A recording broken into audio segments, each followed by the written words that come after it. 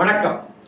நாம் கோயிலுக்கு போகிறோம், சாமி கும்பிடுறோம், மாலை வாங்கி சாத்துறோம், அதெல்லாம் செய்கிறோம் இல்லையா? மஞ்சள் வாங்கி செல்லுங்கள். விரலி மஞ்சள் ஒரு பாக்கெட் 1 கிலோ அப்படி இப்படிலாம் வைக்கிறாங்க இல்லையா? அந்த விரலி மஞ்சளை ஒரு கோவிலுக்கு, அம்மன் கோவிலுக்கு தானமாக வழங்குங்க. இந்த விரலி மஞ்சளை அம்மனுக்கு இது பண்ணிக்கங்க அப்படின்னு சொல்லுங்க. அங்கே பொதுவாக இடித்து மஞ்சள் காப்பு செய்கிறது, மஞ்சள் அலங்காரம் செய்கிறது, மஞ்சள் பயன்படுத்துறதுன்னு இருக்கும்.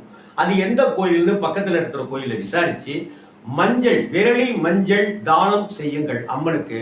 அப்படி அம்மனுக்கு நீங்கள் கொடுக்க கொடுக்க சுமங்கலியாக வாழ்வீர்கள். கணவருடைய ஆயுள் ஆரோக்கியம் அதிகரிக்கும். வீட்டில் குடும்பத்தில் சண்டை சச்சரவு இல்லாத நிலை வரும். தம்பதிக்கு இடையே கருத்து ஒற்றுமை மேலோங்கும். இது எல்லாத்துக்கும் மேல நிம்மதியாக, அமைதியாக, அன்பாக, ஆனந்தமான வாழ்வை இந்த விரலி மஞ்சள் அப்படிங்கிற